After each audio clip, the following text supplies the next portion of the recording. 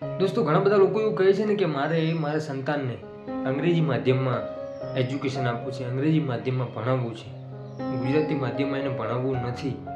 તો આ વાત ખાસ એમના માટે છેલ્લે સુધી સાંભળજો. આ વાત તમને ખૂબ મજા આવશે અને તમને કંઈક પ્રેરણા મળશે. પરંતુ વાત આખી સાંભળશો ત્યારે એક ગામની અંદર 3 સ્ત્રીઓ સાથે સાથે કૂવાને કાંઠે પાણી ભરવા જતી.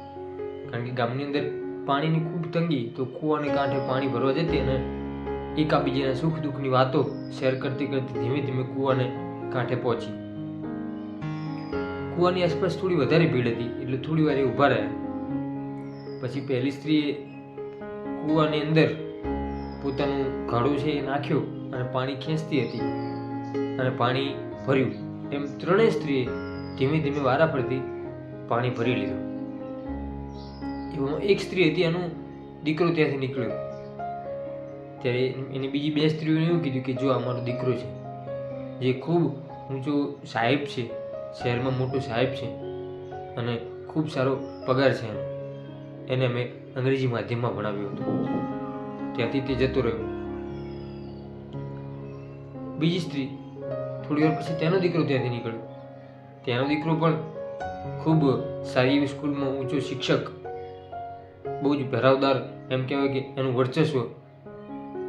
એ બાઈએ પણ એવું કહ્યું કે આ મારો દીકરો અને અમારો દીકરો અંગ્રેજી માધ્યમની અંદર શહેરમાં ભણ્યો છે અને ભણી ગણીને આજે નોકરી લાગ્યો છે. છેલ્લે ત્રીજી સ્ત્રી થોડી વાર પછી એ પાણી ભરીને ચાલ્યા જતા તેના વચ્ચે ત્રીજી જે સ્ત્રી હતી એનો દીકરો સામે લાગ્યો. તો એનો દીકરો એની માને જોઈ ગયો.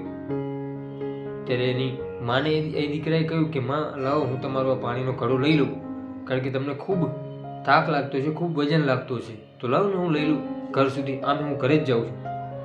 તો એની માએ કહ્યું કે ના ના, હું બેટા લઈને આવીશ, તું તારી મેળે ચાલ્યો જા.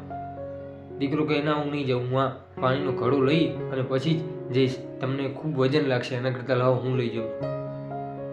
બંને આનાકાની કરી છે. છેવટે દીકરો એ માના હાથમાંથી પાણીનો ઘડો લઈ અને પોતાના ઘર તરફ ચાલ્યો.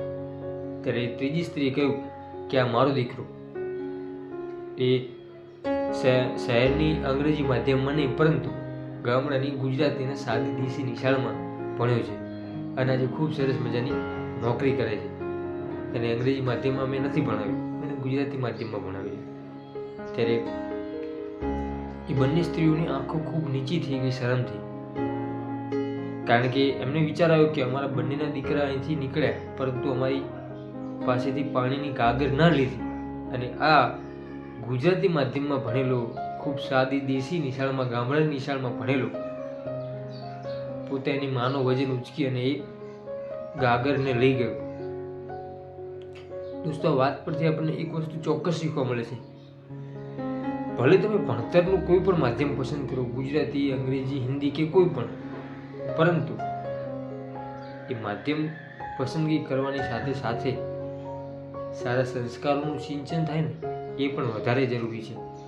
હું અંગ્રેજી માધ્યમનો કે કોઈ અન્ય માધ્યમનો વિરોધી નથી, પરંતુ અંગ્રેજી માધ્યમ ભણવાની સાથે સાથે આપણો મૂળભૂત છે, આપણા જે સંસ્કારો છે તે વિસરાઈ ન જાય, તે ભૂલાઈ ન જાય, એનું ખાસ ધ્યાન રાખવું જોઈએ. એટલા માટે જ હું કહું છું કે ક્યારેય કોઈને નાનું ન સમજવું. દરેક વ્યક્તિ, વસ્તુ પોતપોતાની જગ્યાએ બેસ્ટ જ છે, સારું જ છે. જો એના મૂળભૂત સંસ્કારોને ભૂલીને ન ચાલે તો માધ્યમ કોઈ પણ હોય એ મહત્વનું નથી, તમારા સંસ્કારો કેવા છે એ મહત્વનું છે. દોસ્તો, આ વાત જો તમને સાચી લાગી હોય તો વિડીયોને લાઈક કરજો અને સરસ મજાની કોમેન્ટ કરજો. ફરીથી મળીશું એક નવા જ વિડીયો સાથે, એક નવા જ અંદાજમાં. ત્યાં સુધી જય માતાજી.